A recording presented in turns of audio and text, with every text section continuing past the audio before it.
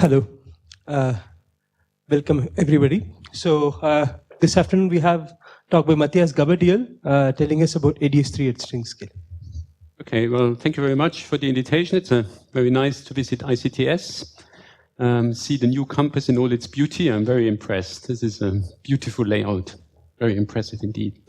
So I want to report about some work I've been doing the last few years together with a variety of people. Some of them are in the audience, so Rajesh Gopakumar is in the audience, Ray Lee is in the audience, and then Lawrence Eberhardt is a very good PhD student of mine, Kevin Ferreira is a PhD student of mine, and then Johan Jotta used to be a postdoc at ETH, and Chris Hull, you know yourself, I assume. So I want to talk about two topics. The first, I want to explain what we've learned last year, or in the last 2 years, about the CFT dual of AdS3 cross S3 cross S3 cross S1. And then in the second half of my talk, I want to explain to you how higher spin symmetry can be seen from a worldsheet perspective, which is the right framework to try and see it explicitly from in string theory. So let's start with the first topic, which is to understand the CFT dual of string theory in AdS3 cross S3 cross S3 cross S1.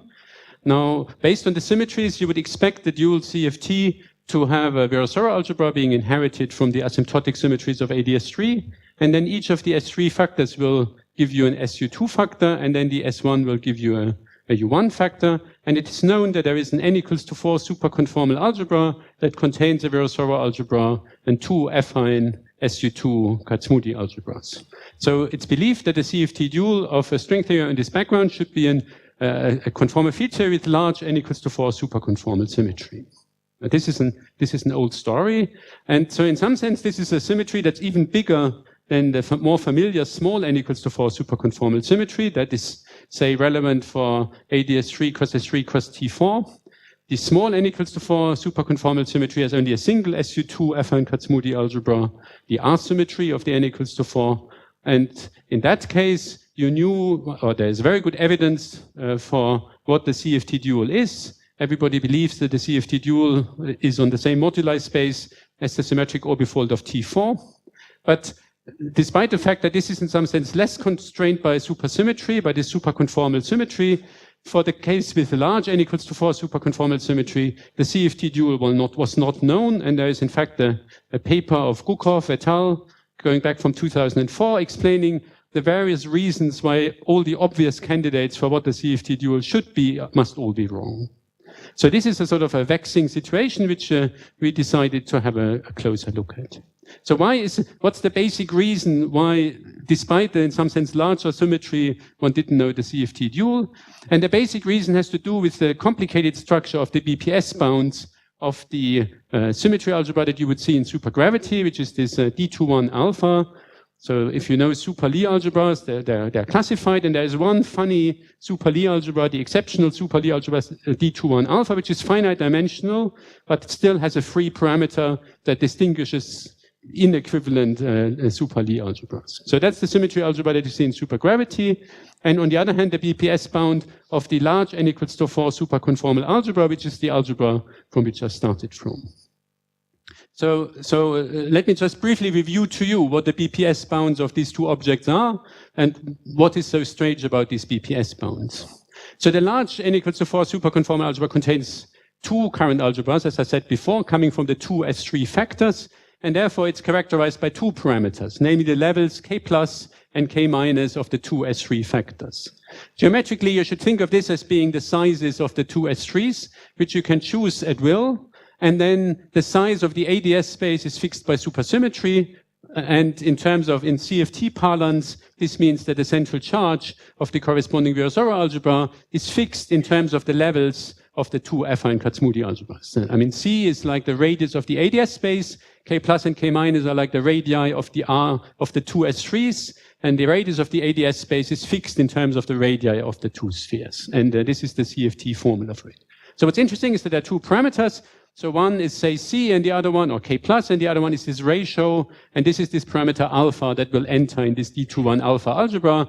It's basically the ratio of the sizes of the two S3s. So this will go to alpha will go to 1 if they have the same size, or this gamma parameter, which is a little bit more convenient, will go to 0 or 1, depending on if one of them goes to infinite size and the other one stays finite. And in that case, obviously, if say k plus goes to infinity, this reduces to the familiar formula that c is 6 times k minus. So this is the usual formula that you know from the small n equals to 4 algebra, but this is a generalization a bit. Now, the BPS bound for this algebra, you have to say what are the how do you label the representations? Well, the representations are labeled by, on the highest rate states, what the charges are with respect to the various zero modes or Cartan generators. So you have the conformal dimensions, you have the spins with respect to the two SU2 algebras, and then you have this U1 eigenvalue. And the BPS bound was determined in the late 80s, early 90s to be given by this formula. So it's a linear combination of J minus and J plus weighted by the ratios of K plus over K plus plus K minus, or K minus by K minus. Then you have this funny U squared term, and then you have this J plus minus J minus squared term. So that's what you find out by simply studying the representation theory of this large n equals to 4 superconformal algebra. You just analyze the BPS bound as you always do. Now, this is to be compared with the BPS bound of D21 alpha. So D21 alpha is the global part of the symmetries that act on the space-time geometry. And in terms of conformal field theory, you can think of this as being the modes that annihilate the vacuums, like the Möbius generators for Virasoro, the zero modes for the SU2s, and the supercharge is just the plus and minus half modes. So again, this is a finite dimensional Lie algebra. Well, in fact, it's just 2-1 alpha. And you can, again, analyze its BPS spectrum. So first, again, you have to say what are the states. The representations are labeled by the eigenvalue of L0 and the spins with respect to these two SU2s. There's no U1 charge, so there is just no U1 charge. So be it. And then the BPS bound, as worked out by Jan and collaborators in 99, takes this form. It's a 1 over K plus plus K minus, K plus times J plus K minus times J plus. That's the BPS bound you get for D21 alpha. Yes. Well, so here, the alpha appears, the alpha is the ratio of K plus over K minus. So if you write on the full algebra, which I've spared you the details of, there are various places where K plus and K plus plus K minus and ratios of it appear. So in this algebra, alpha appears. But I've parameterized everything in terms of K plus and K minus. So you don't see alpha explicitly, you always see K plus and K minus explicitly.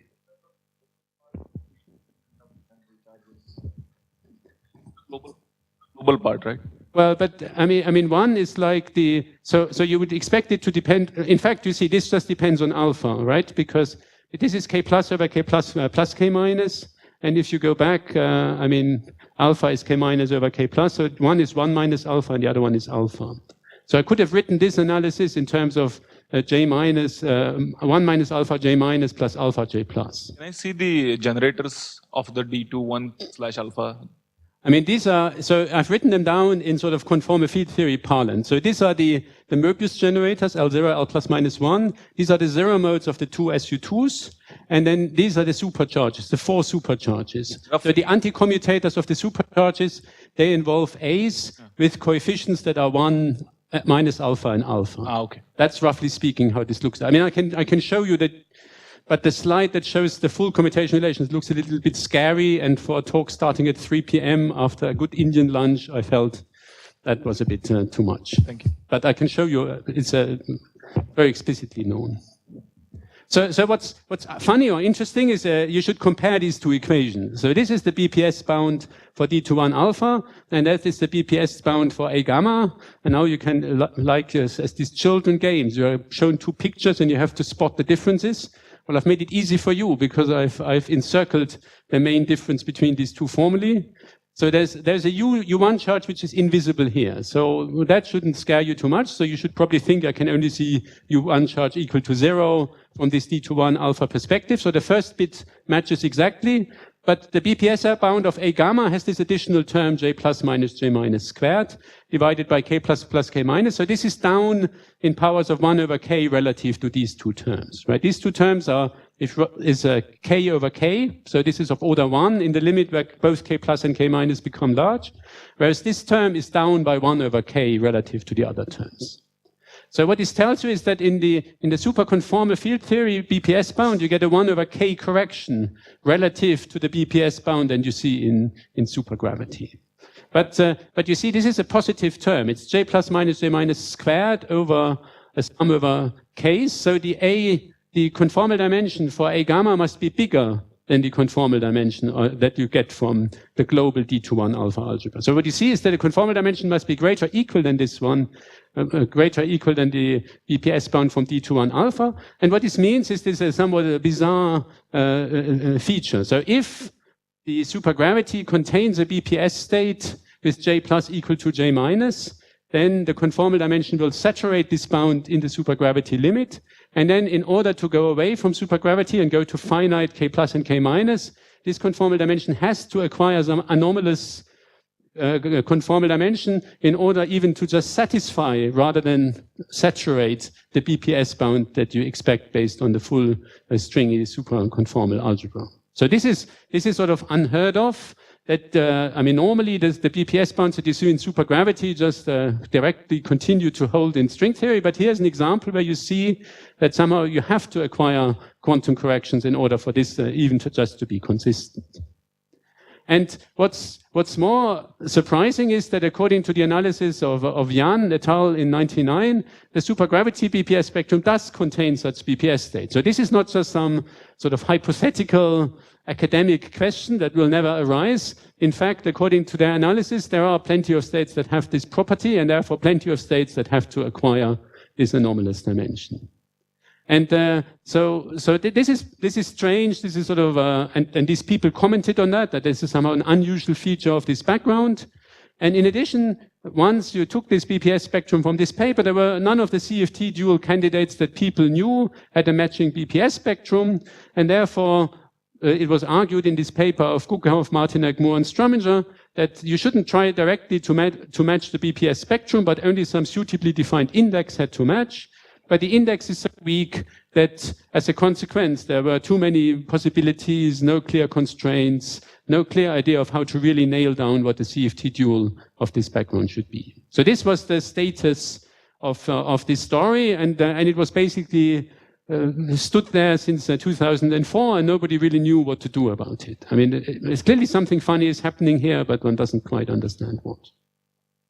So what we decided to do is we decided to revisit this problem by doing an honest string approach to this, for this background. I mean, the nice thing about string theory, for those examples where you have an honest string description, is that you can just go ahead and calculate and let the theory tell you what the BPS spectrum is without making any assumptions. So the idea was we would look at this background with pure Neveu-Schwarz flux. So this is obviously not the most generic background, but this is one point in this moduli space. And at that point, there is a very explicit worldsheet description of string theory on this AdS3 background. That's one of the rare examples where you have a direct, easily solvable worldsheet description for an AdS background. So from that point of view, what you have is an SL2R Wessel-Minowitten model giving you AdS3. You have two SU2 Wessel-Minowitten model giving you the two S3s. And then you have a free boson and a free fermion giving you the S1 factor. And from that point of view, what you have to impose is that the worldsheet theory is critical, which is that 1 over the level of this K must be equal to 1 over K plus 1 over K minus, and that this K is to be identified with the central charge of the AdS3, and that you recover up to a factor of 6, and you recover this formula I showed you before, that the central charge of the dual CFT has 6 times K plus K minus over K plus K minus. So this is just telling you that from the point of view of the worldsheet theory, this constraint arises from demanding criticality of the worldsheet theory. Now then, so this is just the worldsheet theory before you impose the physical state condition, and then you just go ahead and you open Green-Schwarz-Witten's chapter 3, and you just impose the physical state condition as explained there. So you look for the states that are annihilated by the positive Suvrat generators, the positive supercharged n equals to 1 supercharges on the worldsheet, and satisfy the mass shell condition, and you just enumerate the physical spectrum of that theory. And that you can do for any value of K plus and K minus because you have explicit descriptions of these theories. So the most important condition will turn out to be this mass shell condition, and that takes this form. So this is the half. And then these are the Casimirs of the ground states. This is for the AdS3 factor from SL2, and this is from the two SU2 factors.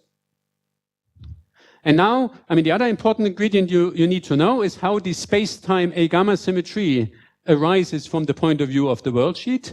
And what is known is that the space-time Virasoro generator should be identified with the Cartan generator of the SL2 part of the worldsheet theory. So you can determine what's the space-time conformal dimension of from a given worldsheet description. And likewise, you can identify what the spins are of the two space-time SU2s from the point of your microscopic description on the worldsheet.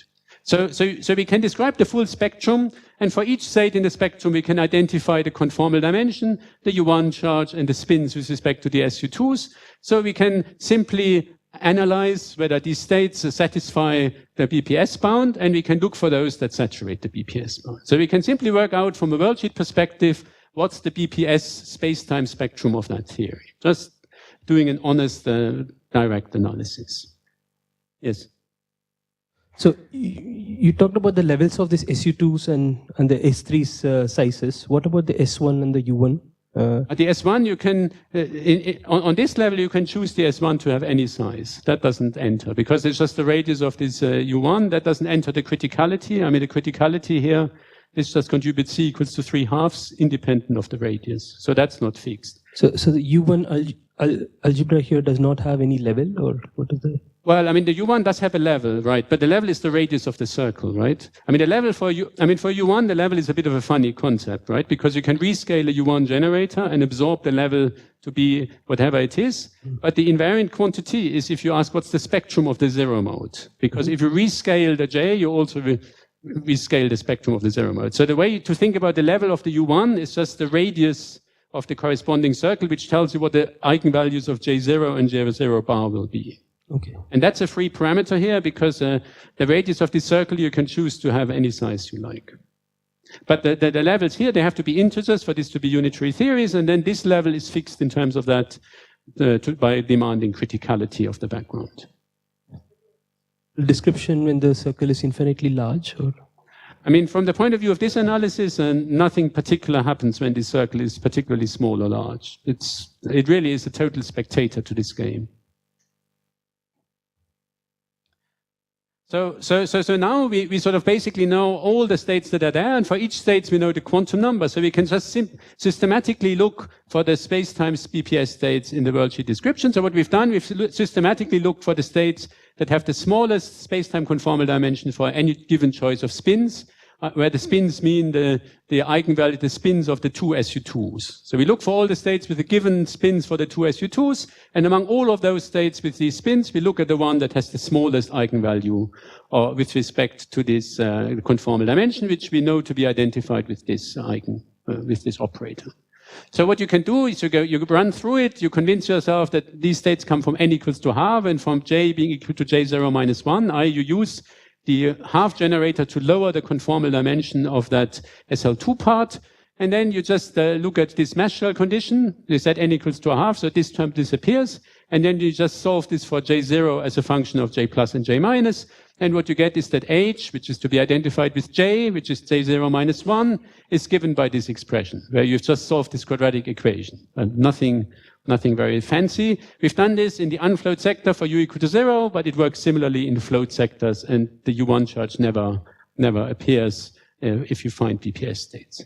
So that's what you get within the space-time spectrum as calculated from the worldsheet. So the first thing you check is that this actually satisfies this bound. Now this is not totally obvious, at least not obvious to me. If I stare at this formula, I can't see that it satisfies this BPS bound.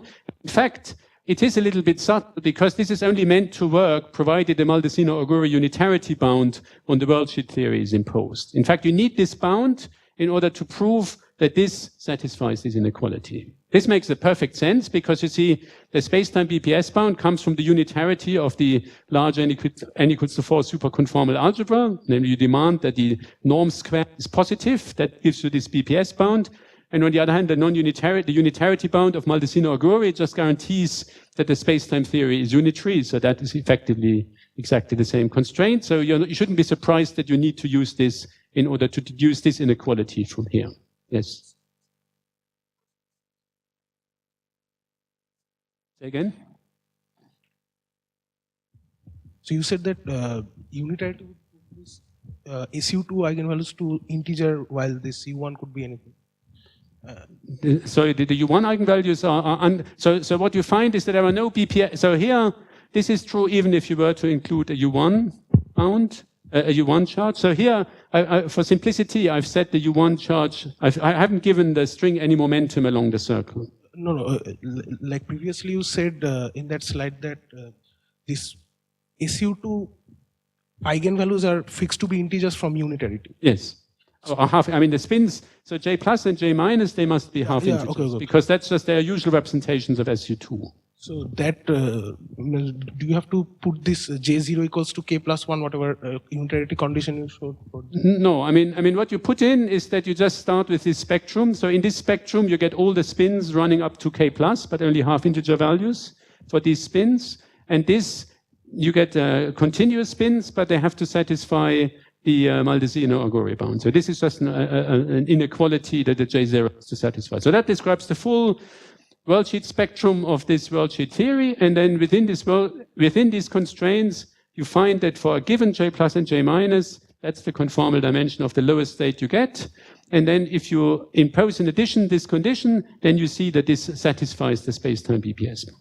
I mean, it'll better satisfy the spacetime BPS bound. If it didn't satisfy the spacetime BPS bound, something would have been seriously wrong. I mean, the spacetime BPS bound just comes from unitarity of the spacetime CFT, and therefore it'll better be satisfied once I impose the unitarity condition on the worldsheet. And indeed, we've checked that this comes out. But you can't, not only can you check that it satisfies the BPS bound, but you can ask when does it saturate it. And what you find is it saturates it only if J plus is equal to J minus. I mean, if you look at these equations, again, you see that if J plus is equal to J minus, then it precisely saturates it. And you can also prove relatively easily that if J plus is not equal to J minus, it doesn't saturate it. So what this tells you is that at this point in moduli space, the honest string theory only has BPS states for J plus equal to J minus. And here we haven't made any assumption because we've just written down an honest worldsheet description and just analyzed the BPS spectrum, analyzed the space-time spectrum we see. Yes. BPS states from supergravity point of view. If you take, I'll come to that in a second. I'll come to that in a second.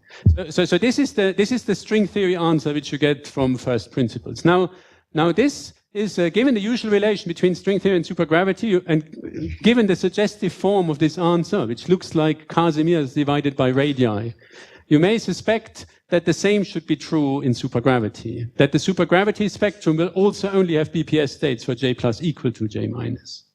Now, this is not what Jan had concluded. Although Jan hadn't actually done the honest full supergravity analysis, he had assumed that all the harmonics would be BPS and then organized it in terms of supergroup representations and then organized the spectrum in short multiplets. And that suggested that there would be BPS states for any choice of J plus and J minus, not just them being equal.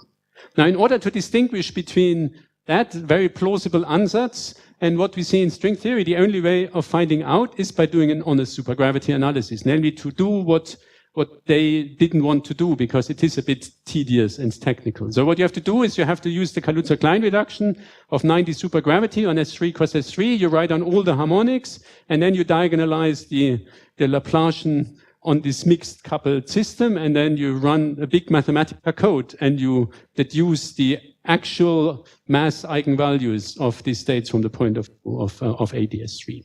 So this is something we did.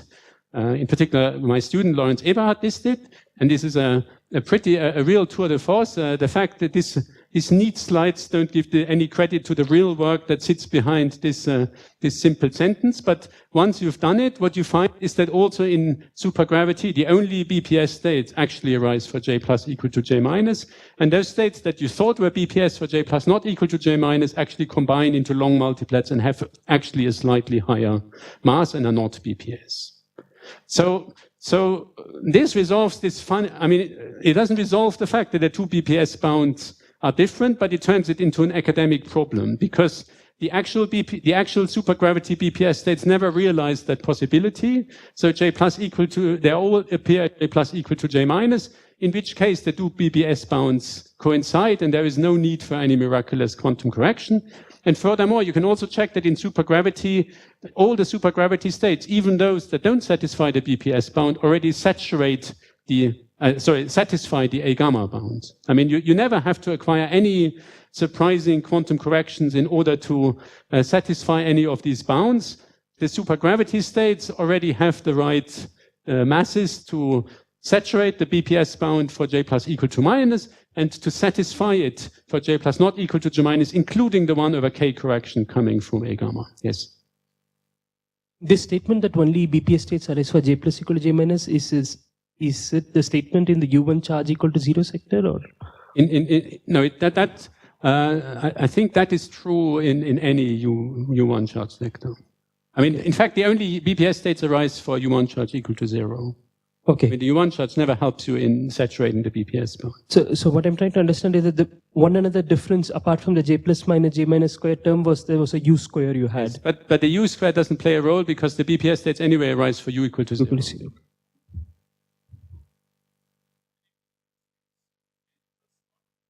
Yes.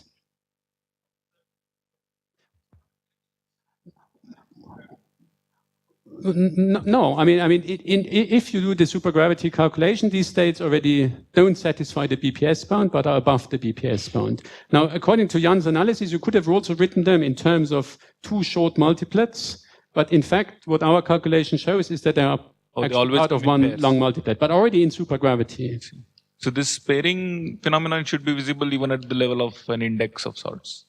So which phenomenon? This pairing or recombination should be visible at yes, yes. I mean, it's. There's no funny quantum corrections anyway. You just do the honest supergravity analysis, and you find that you only have BPS states for J plus equal to J minus. When you say that they should recombine, you just mean that you have paired. Yeah, I mean, so what we've calculated is we've calculated the eigenvalue of the Laplacian with respect to AdS3 for all the different modes from the spherical harmonics coming from the dimensional reduction, and then you know which ones are BPS and which ones are not BPS, and you just see that the only ones that saturate the BPS bounds are those with J plus equal to J minus. And the other ones, they sit then in long multiplets, and the spectrum Jan wrote down is compatible with that, except that he thought there would be 2 short multiplets, and our calculation shows that is 1 long one, but on the basis of his calculation, he couldn't tell the difference. The only way you can tell the difference is by doing that calculation. If you define an index appropriately, that should also be able to tell you that those states actually form a long multiplet. That we haven't managed to do. I mean, the refined index that is known doesn't distinguish between J plus equal to J minus and J plus not equal to J minus. It's blind to that problem. So the fact is, I have no deep understanding of why this is the correct answer. I mean, this is what comes out of a long mathematical calculation. And we looked at it because we got inspired from a string calculation we could do on piece and paper. But why these are the only BPS states, I don't know. There's one curious fact is that these are the states that are BPS with respect to the n equals to 2 superconformal algebras, whereas the other ones are not. So in some sense, it looks as though the n equals to 2 subalgebra is more crucial than the large n equals to 4 algebra in identifying what is BPS. But I don't really have a real sort of physical understanding why J plus equal to J minus is the only thing that's BPS. That would be interesting to understand. So when you mean that the state with J plus not equal to J minus are not BPS, so that's what you're saying. So I mean, what you mean? What does that? Yeah. What you mean is so you take the spherical harmonic. I mean, J plus and J minus labels as spherical harmonics when you take 9D supergravity to 3 dimensions, and then you diagonalize the Laplacian of AdS3 on that, and what you find is the eigenvalue of the Laplacian is above the BPS bound predicted from supergravity. I mean, that's what this statement means. Now this resolves this sort of a somewhat mysterious problem about these funny quantum corrections, and the answer is simply there are never any such quantum corrections because the problem never arises. Maybe that's the most boring of all answers, but like with many of these problems, probably the most pedestrian answer is often the right answer. Is that you can now go back to trying to analyze the CFT dual, because one of the stumbling blocks, namely that you had no idea which CFT dual would have this BPS spectrum, has been changed, because now you're looking for a different BPS spectrum. And in fact, there was also this a paper that appeared at roughly the same time as ours by Basu et al. They gave integrability arguments to suggest that the BPS spectrum would be stable across the entire moduli space. So that would suggest that the CFT dual you should be looking for should have exactly the same BPS spectrum, and you don't just have to try to match the index. Yes. So when you computed the BPS states from string theory, you had an explicit expression as a function of both J plus and J, that H. So there, if you take the leading term in 1 over K expansion, would it not? I mean, what I'm asking is that won't they look like something that saturates the BPS bound in supergravity? Yeah, but I mean, it's so you're saying to if I take K plus and K minus to infinity and keep J plus and J minus finite, this term I can ignore, and then I would suggest that it would be supergravity BPS, but those states above. I mean, this is, yeah, so these states you're saying if I take J plus and J minus, yeah, so I'm not sure how you would take the limit here, right? I mean, here, if you take the limit, you would just, I mean, this looks like the Casimir of 1s2 divided by the radius and the Casimir by the other, plus some constant. I mean, there's no sense in which the supergravity limit seems to forget one of these terms. I mean, to go from here to here is a bit non-trivial because of the Maldaceno-Auguri bound. So it's not that easy to see that this leads to this inequality, but it does. But that's basically, roughly speaking, the answer you also get in supergravity. I mean, in supergravity, you get exactly the same answer. For where this is then the eigenvalue with respect to the Laplacian of the AdS3, and these are the harmonics in the decomposition down from 9 dimensions. And what is the reason for non-renormalization of J plus not equals J minus states that you have computed from string theory? What is the reason for non-renormalization of H? Or this is the full answer? I mean, in the string theory, that's the full answer, right? I mean, you do an honest worldsheet analysis. That's just a Maschel condition from the point of view of the worldsheet. So there is no, I mean, that's just the correct answer. Now, what's the physics behind why these are protected, the other ones are not? I don't know. I mean, I'm just telling you that when you do the analysis, that's what you find. So it would be interesting to find a reason why only these states are BPS. That's not something we have managed to do. We've just observed that these are only states that are BPS, and then we've checked that the same is true in supergravity, and that sort of opens the door towards looking for the CFT dual. So the CFT dual is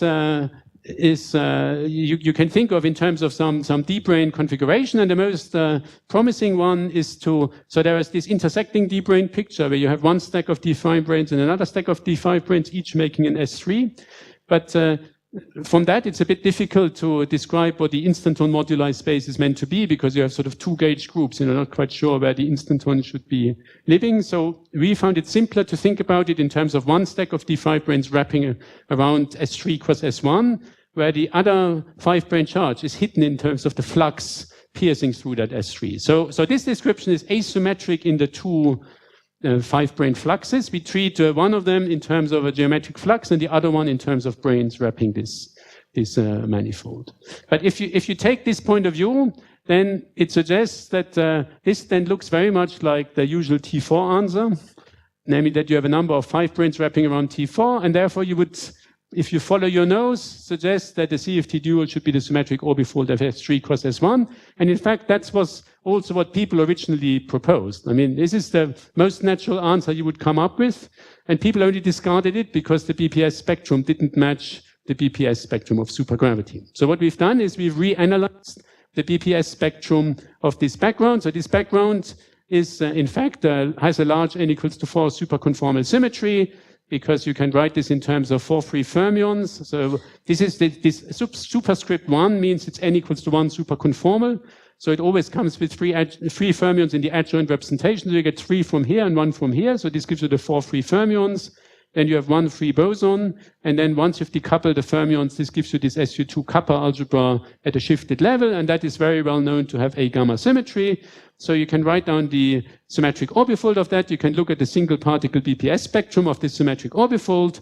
And lo and behold, what you find, it matches exactly that of the supergravity BPS spectrum, provided you choose these parameters to be of that form. So QU5 minus and Q5 plus enter asymmetrically, because that's right so from the start of the brane picture.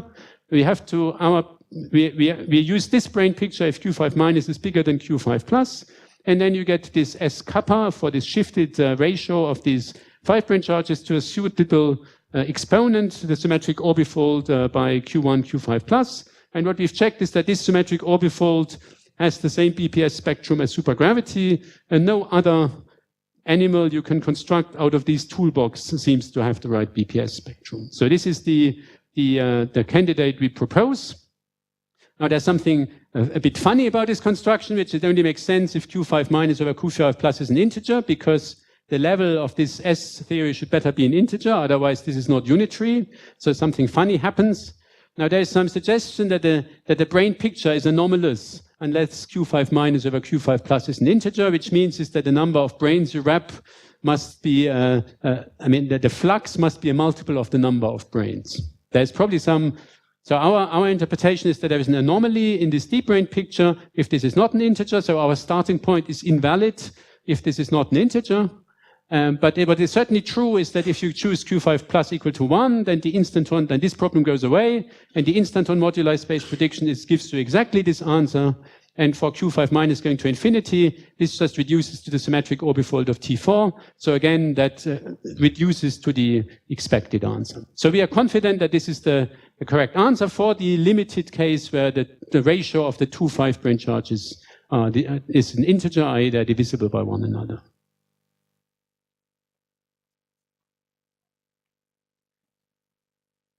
So, I mean, if Q5 plus is bigger than Q5 minus, you just reverse the roles of Q5 plus and Q5 minus. I mean, it's just the sizes of the two S3s, so you just treat the bigger ones differently than the smaller one. You said that Q5 minus and over Q5 plus, this should be an integer. Say again? This ratio of Q5 minus and Q5 plus should be an integer. Yes. So if you choose Q5 plus equals to 1, that doesn't automatically make Q5. Oh, this is automatically the case. So if Q5 plus is equal to 1, this condition isn't there. Right, because then Q5 minus divided by 1 is an integer, i.e. Q5 minus is an integer, so that's automatically satisfied. And in that case, this just becomes the usual instanton moduli space in that example. So the case where the Q5 plus charge is equal to 1, we are on very firm grounds. If the Q5 plus charge is not equal to 1, we are on less firm grounds. But that is the answer that reproduces the correct BPS spectrum, and it does so in the same sort of way as for T4. The thing seems to behave very, very similarly to T4. So we believe that this is the correct answer in all of these cases, but it's not the correct answer for all possible configuration of charges. In that case, we simply don't have a prediction. But you shouldn't expect the world of CFTs to be so boring that all of these are simple symmetric orbifolds of simple theories. I mean, nobody guarantees you that a CFT dual of some complicated background could very well be some complicated CFT. In the world of CFTs is rich and varied, and you don't have explicit descriptions of all of them. So we believe that for Q5 minus, Q5 plus being a factor of Q5 minus, there is a simple description, and if it's not a factor, then there is not a simple description. I mean, it doesn't mean that there is no CFT, it's just that we don't know what it is. Okay, so it would be interesting to see how this fits together with this picture of David Tong. Now, David Tong has a different starting point by starting with this intersecting brane picture, whereas we start with this brane picture, one brane set of brane wrapping S3. So this is a different starting point. So it's not entirely clear how his description, I mean, he has a description in the ultraviolet, and the infrared fixed point is not totally obvious to deduce from what he writes down. So it's not obvious how this relates to what we have done. Would be interesting to understand. And it would be interesting to understand the CFT2 for the cases that are not covered by this proposal, but there I don't have anything smart to say at this stage. Okay, so this was what meant to be the first half, but if I continue at this rate, I'll take forever, so I have to be a little bit fast for the second half. So the second half is to explain the higher spin symmetry from the worldsheet. So let me explain the problem relatively carefully and then be a little bit fast on the details of the analysis. So what's a general belief is that at a tensionless point in moduli space, string theory and AdS is dual to a nearly free conformal field theory. And the conserved currents of the free conformal field theory correspond to the massless higher spin fields in AdS. And it believed that the tensionless string theory contains a Vassiljev higher spin subsector, And that is one interesting corner of AdS-CFT where one could hope to prove AdS-CFT as some sort of perturbative duality between two perturbative descriptions. So this is an old idea. And then recently, I mean, there was important work by Gyombi and Yin making this idea, testing this idea for the case of AdS4. And together with Rajesh, we put forward an idea for how this could work in AdS3. And the concrete realization of this idea is that the CFT dual of string theory in AdS3 cross S3 cross T4 at the tensionless point is the symmetric orbifold of T4. And what we propose is that the regular symmetric orbifold point of T4 is precisely the point that contains a higher spin subsector.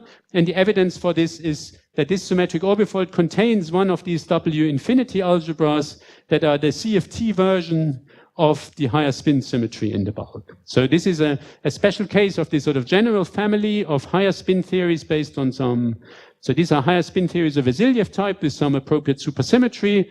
They are dual to some superconformal field theories. These field theory have W infinity algebras, and what we found is that the n equals to 4 version of this W infinity algebra is precisely an honest subalgebra of the chiral algebra of the symmetric orbifold of T4. So this is like the mirror picture of the higher spin sector being a subsector of string theory at the tension point. So the picture you should have in mind is that you have AdS3 cross S3 cross T4. So you have a string theory that is dual to the symmetric orbifold of T4. And then you would expect that at the tensionless point, this contains higher spin Vasiljev theory. These are the massless higher spin fields that come from the leading rigid trajectory.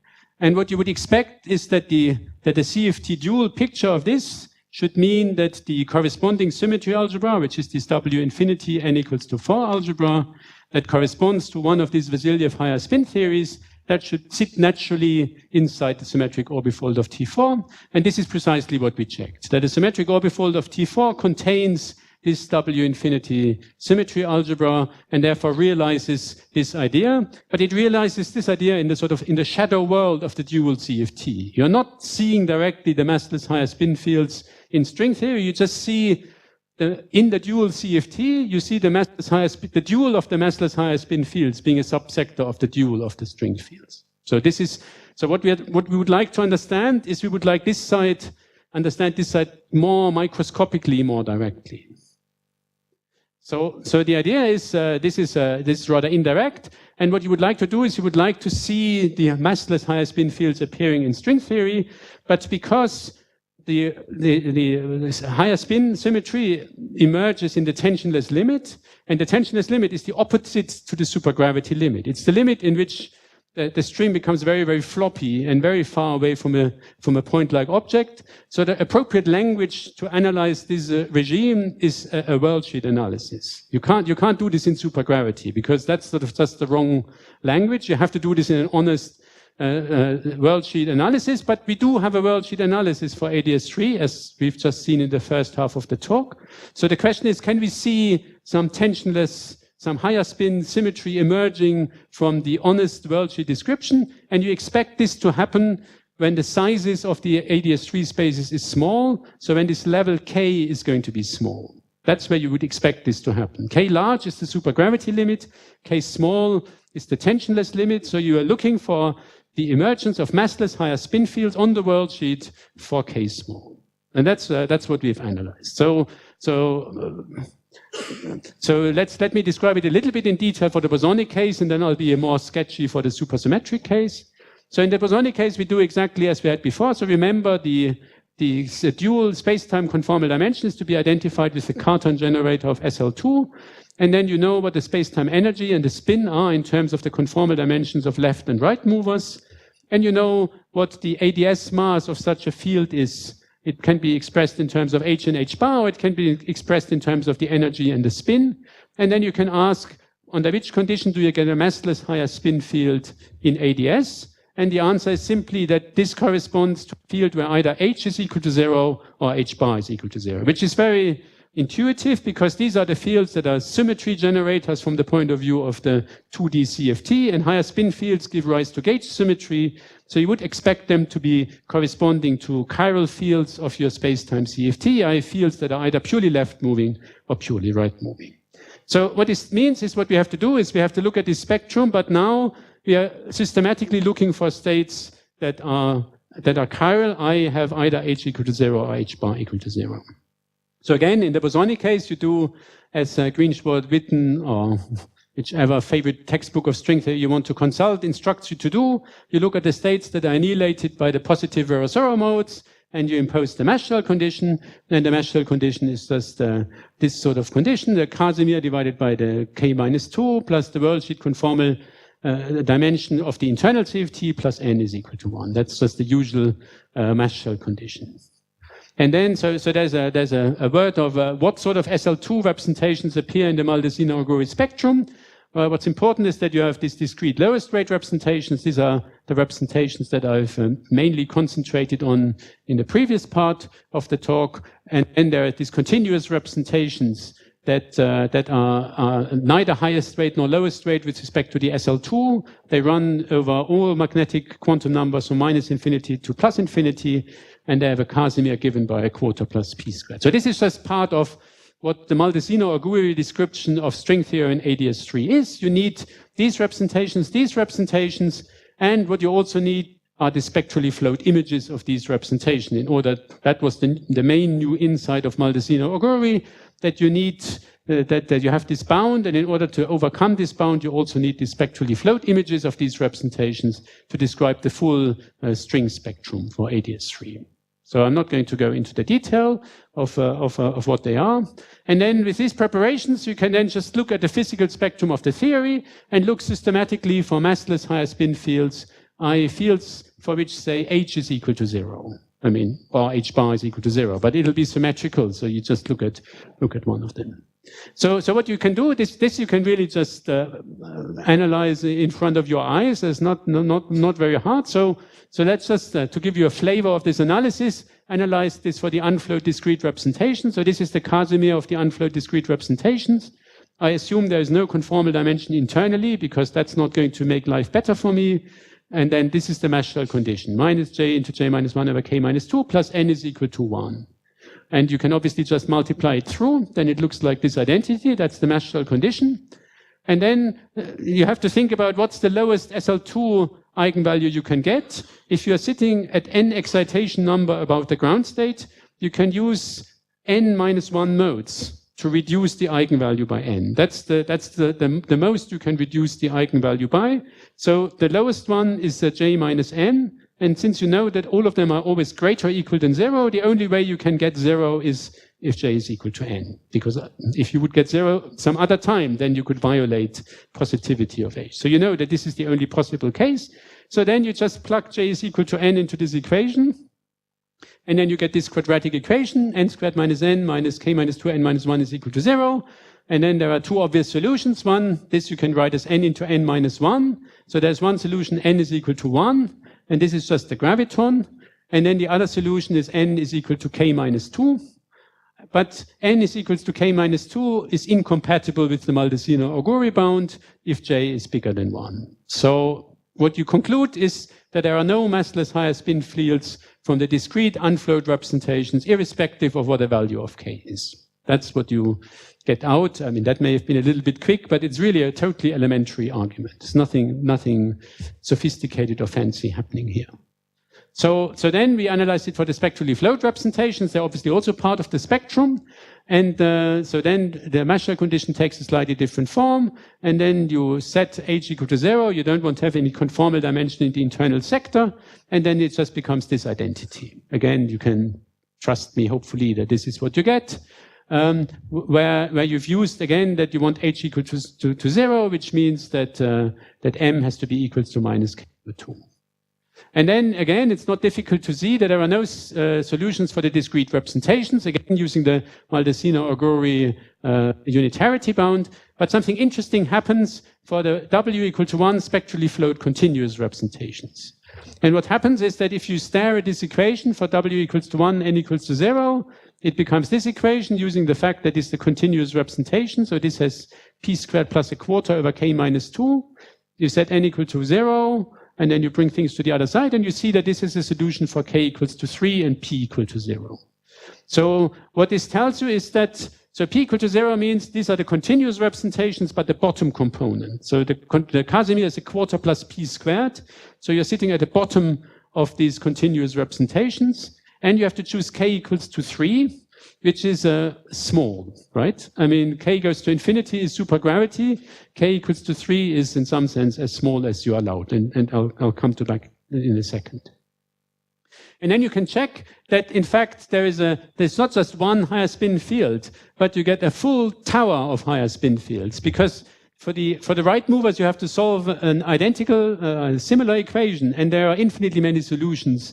For the right mover, basically, you get for every excitation of your worldsheet theory, you get a massless higher spin field at this funny value. At k equals to 3, p equal to 0, and in the w equals to 1, simply spectrally flowed sector. So this is a funny corner of this worldsheet description, but in this funny corner of this worldsheet description, you get infinitely many massless higher spin fields, and they look vaguely like the sort of massless higher spin fields you see in the symmetric orbifold of T4, but I'll come to that in a second.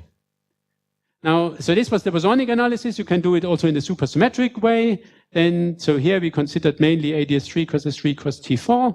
Then criticality requires that the two levels have to be the same. K has to be equal to K prime. That's the analog of the condition 1 over K is equal to 1 over K plus 1 over K minus. And then what you get is that the level of the SU2, so the level of the SU2 has to be the same as the level of the SL2, and the level of the SU2 should be greater or equal than 2, because after you've decoupled the free fermions, you get SU2 level K minus 2, and K minus 2 should be a non-negative integer. So this is the usual claim that this theory only makes sense when K is greater or equal than 2. And then in addition, you have to use the Maldacena or Guri bound, which in this form takes this form. And then now the analog of K equals to 3 in the bosonic case is now K equals to 1, because you see, K equals to the SUSY K equals to 1 corresponds to the bosonic K equals to 3 for the SL2 factor. For the SL2 factor, you shift the level up by 2. For the SU2 factor, you lower it by 2. So K equals to 3 bosonic corresponds to K equals to 1 supersymmetric, and K equals to 1 is what you think of as corresponding to a single D5 brane, a single NS5 brane. So for this value of the level, an infinite tower of massless higher spin fields appear. And again, so I haven't shown you the entire analysis, but it basically goes through with very little modifications. And in the W1 spectrally flowed continuous representation with p equal to 0, you get again an infinite number of higher spin fields, and they have again the structure that looks like the symmetric orbifold of T4.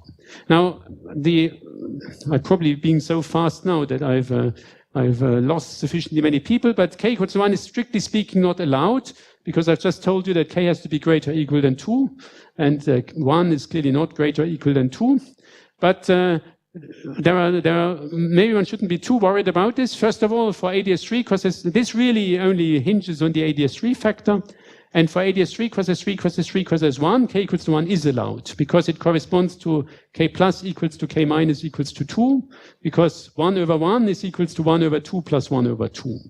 And 2 are allowed, so K equals to 1 is allowed in the context of AdS3 cross S3 cross S3 cross S1.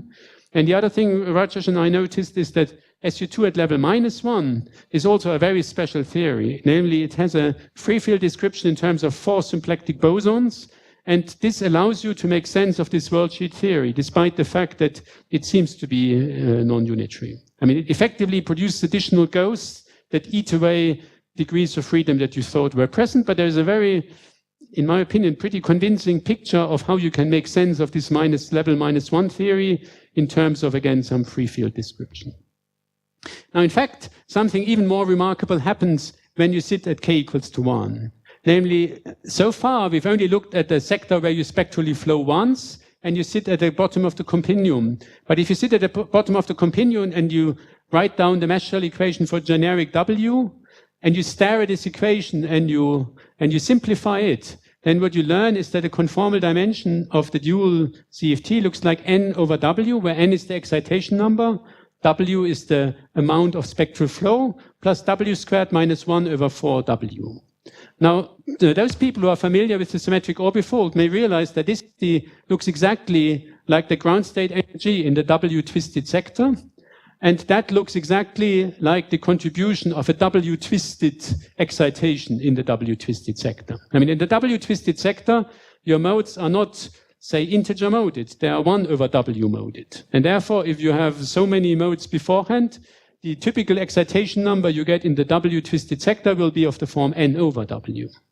So if you stare at this, and then you analyze it very carefully, and you keep track of the GSO projections that you have to impose on the worldsheet theory and reinterpret it in terms of the space-time theory, what we showed is that it's actually the full single particle part of the symmetric orbifold of, say, T4 is reproduced from the worldsheet. If you just look at the sector, with where the continuous representation is at the bottom with p equal to 0, but you include all spectrally flowed versions. In fact, the spectral flow parameter is to be identified with the length of the twist cycle from the symmetric orbifold point of view. From the symmetric orbifold point of view, you have an untwisted sector, and then you have the single cycle. I mean, we're only getting the single particle spectrum of the symmetric orbifold because we're looking at a single string, and the single particle spectrum is labeled by the length of the twist cycle, and that is to be identified with the spectral flow parameter on the worldsheet. And this works not just on the level of the BPS spectrum, it matches the full partition function of the single cycle part of the symmetric orbifold you realize in the worldsheet theory of AdS3 cross S3 cross T4. So this is in our opinion, quite remarkable.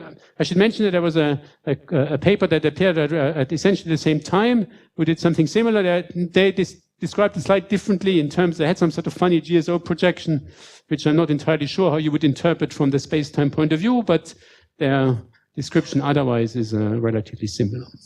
Now, this suggests that this higher spin symmetry that we see at this k equals to 1 point on AdS3 cross S3 cross T4 really looks exactly like the higher spin symmetry you see at the symmetric orbifold point, which in terms of this you would think of as having to do with the higher spin Vasilyev type theory. But obviously this is a bit mysterious because the pure Neveu-Schwarz spectron described by the Wessel-Witten model is not believed to be directly dual to the symmetric orbifold point. So this is a different point in moduli space, and we are not entirely sure how to interpret this. So this is what we are currently thinking about, trying to make sense of something that is simply true if you analyze the worldsheet spectrum of this background. This worldsheet spectrum does contain this gigantic symmetry. We just haven't understood precisely how this fits together with what one should expect for the CFT dual of string theory and this background. Now, I'm already being blinked at in red, so I'll better conclude. So in the first part, I've explained to you how the BPS spectrum of string theory and supergravity on this background agrees, and it only contains states with J plus equals to J minus. This allowed us to write down a natural candidate for this dual CFT, namely the symmetric orbifold of this S-kappa theory. And then in the second part, I analyzed whether string theory and AdS3 has massless higher spin fields using the explicit Wessel-Witten worldsheet approach. And we found that there are massless high spin fields for k equals to 1, so for the very small AdS background from long strings. And in fact, this k equals to 1 theory contains a sector that matches exactly the single particle spectrum of the symmetric orbifold. And it'll be interesting to understand how this fits together with our expectations about AdS CFT. So that's it. Thank you.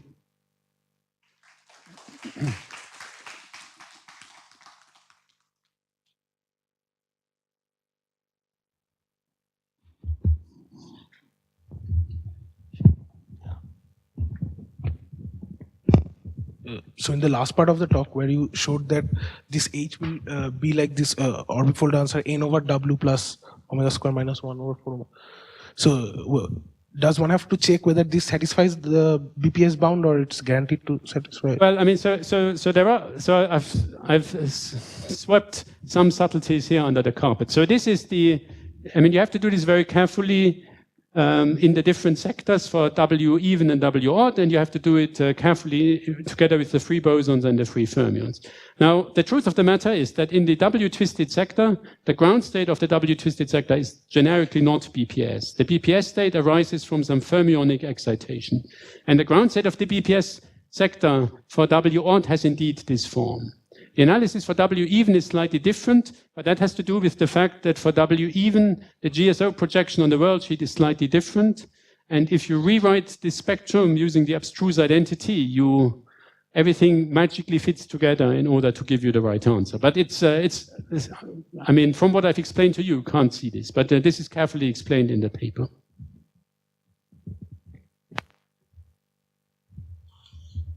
When you looked for the spectrum of string theory in the first part of the talk, did you also look at this continuous representations? Yes, but they don't contribute any BPS states.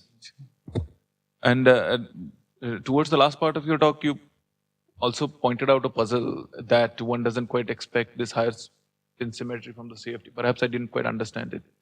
Could you say what was the puzzle that you said you are thinking about? I mean, the puzzle is that, so what we've analyzed is the Wessel-Mino-Witten description of string theory in AdS3 cos S3 cos T4, say.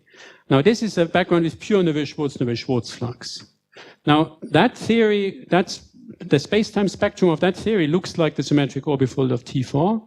On the other hand, there's generic belief that the symmetric orbifold of T4 corresponds to a different point in the moduli space that doesn't have pure Neveu-Schwarz flux. So you seem to be getting in this explicit worldsheet description something that looks like something it's not meant to look like, which is the spectrum at another point in moduli space. Mm-hmm. On the other hand, we get more, right? I mean, it's only a sector because we've set this P parameter to 0. So there's a whole, I mean, we've taken from the continuum representation, we've only taken the bottom piece of the continuum. So this is a bit bizarre because somehow the symmetric orbifold of T4 by itself seems to be a happy CFT. So why do you need all this other stuff? That's a bit bizarre. And the second that's a bit bizarre is why do you see something that is meant to describe string theory at a different point in moduli space?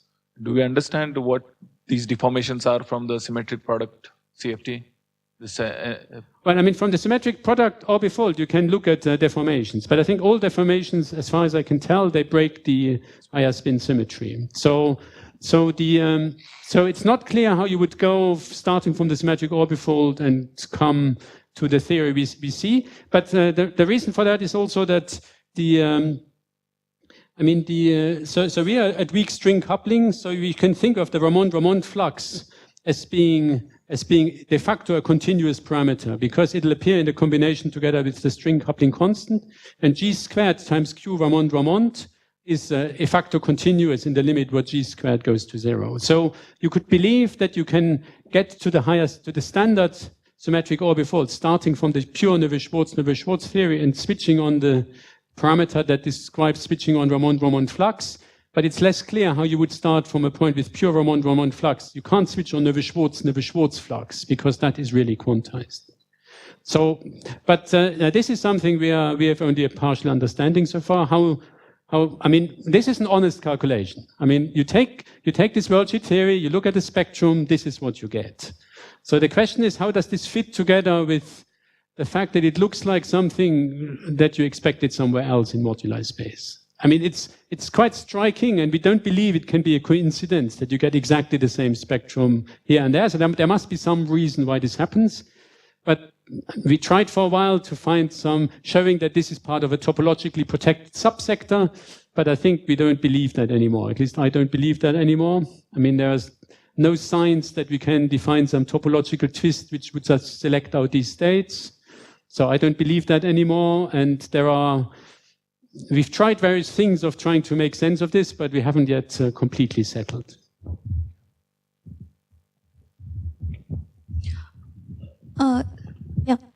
So in the AdS3 times S3 times S3 times T4 that you discussed, it has a dual large n equal to 4 superconformal symmetry.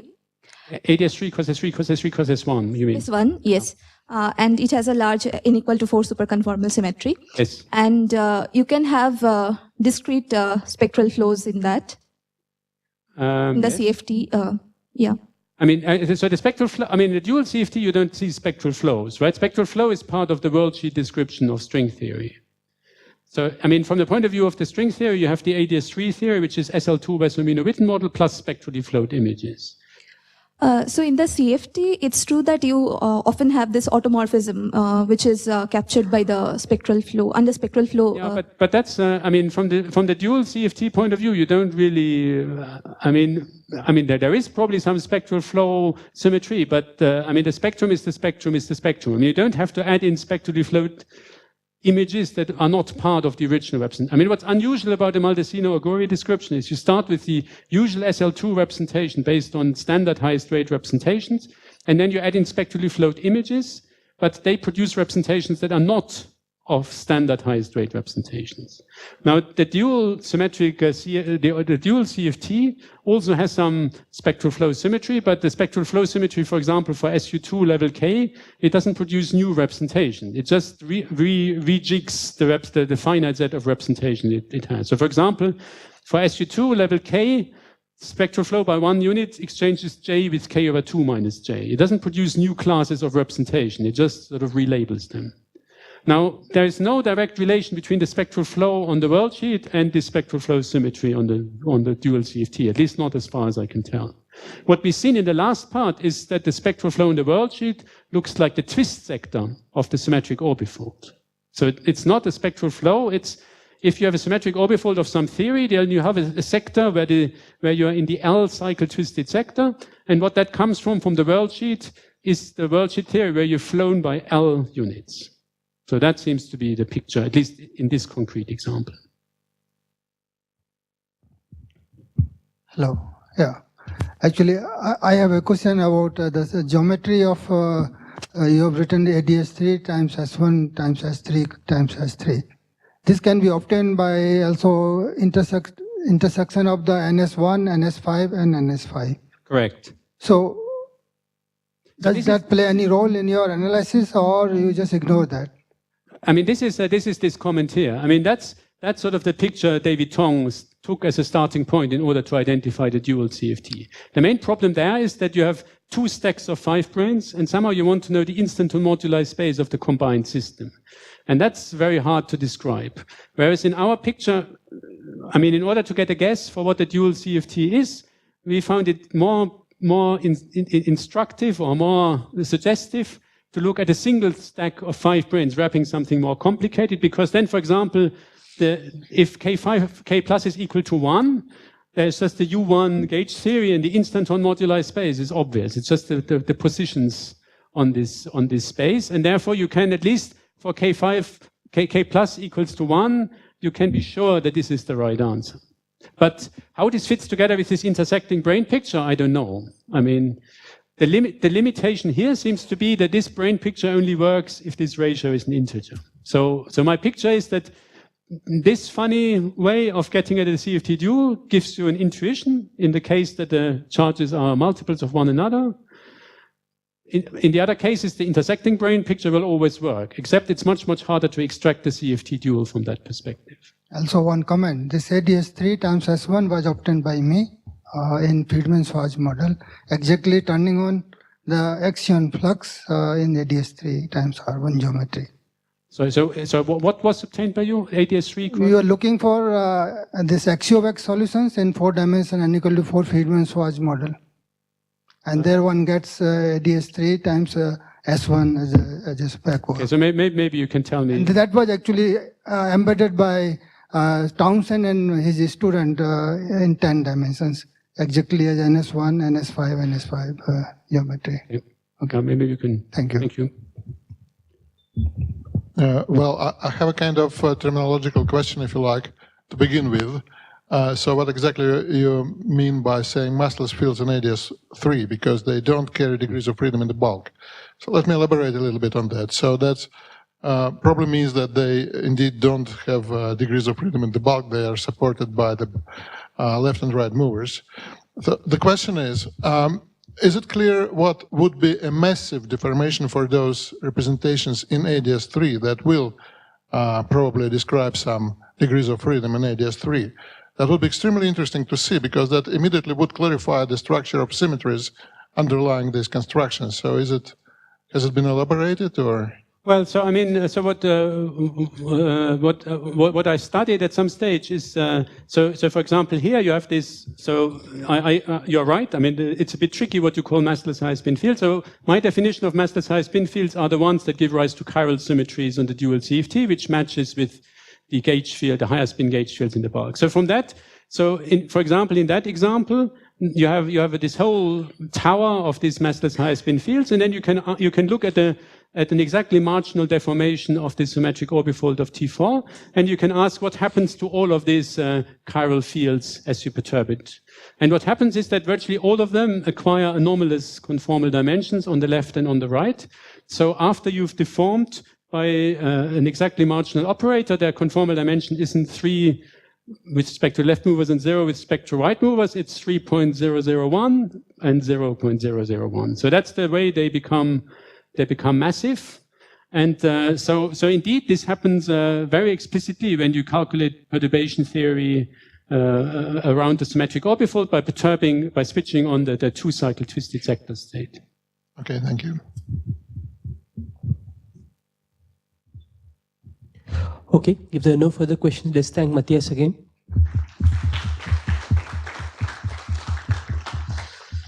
So we break for tea.